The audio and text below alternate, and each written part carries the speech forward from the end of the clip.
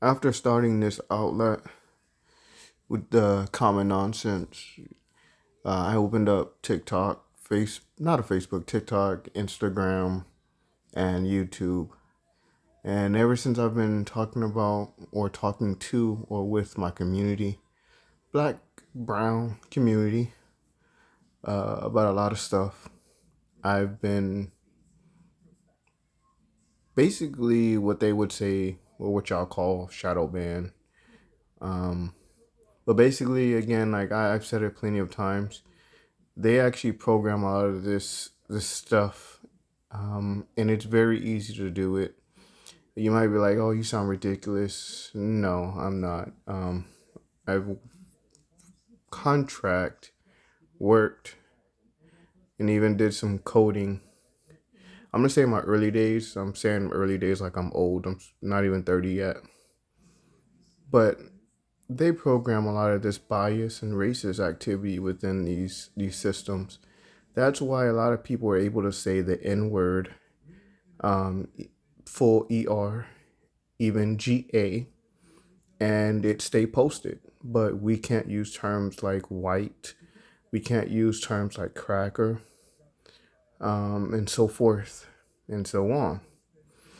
But I know many people may not see this video, but hopefully one day you guys will see it and it will help you. As you can see, my TikTok has been taken away from me. They did not like the things that I was saying and speaking to my people about, especially towards what we now call YT or TY, which stands for, the W word that ends with an E, and that's a color.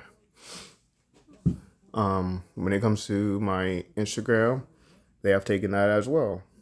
And I wasn't doing anything violating any type of. I made sure I wasn't gonna do it so my account won't get banned or taken away, and it still wound up happening. Um, YouTube has threatened to take my account away.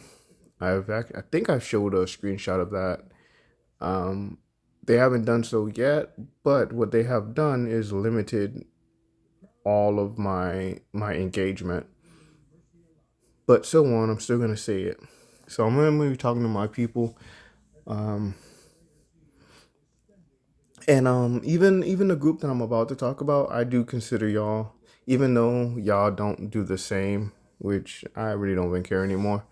But my Indian folks, um, I have been coming to Tennessee for quite some years, but I've recently gotten some land in more rural area of Tennessee. So I'm not hanging out or being in Nashville and all those places as much. And what I've noticed in these rural areas, predominantly white and racist areas, that there are a lot of Indian people that are actually owner operator of majority of the gas stations and a lot of the smaller, even on up to the bigger chain of hotels. And I like what they're doing. The reason I like what they're doing is they're taking money from the same people that don't like them and don't respect them. They're taking money out of one community and siphoning it back into theirs. And that's what we need to be doing more of. And I am surprised many people are not talking about it or even noticed or recognized it. But I like the way they do it because they do it in such a way where it's not that much recognizable. And they save so much money. I was traveling through a certain part. I wound up staying in a hotel there for about 3 weeks. And the whole 3 weeks, night and day, I seen the same employee. Now I don't know if he lied to me or not, but I asked him, I was like, man, are you owner operator? And he said no. So I don't know if it's just modern day S word with them. Um uh which happened to us back in the day, the S word, y'all know what I'm talking about. Um or if it's just a family thing, and he's, maybe part owner, and he's just the only employee, and they're just ranking in the money.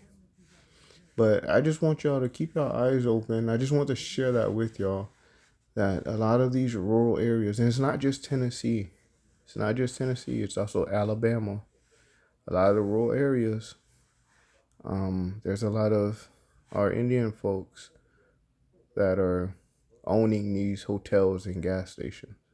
So I like what they're doing, and I think we really should be following suit. So I just want to share that.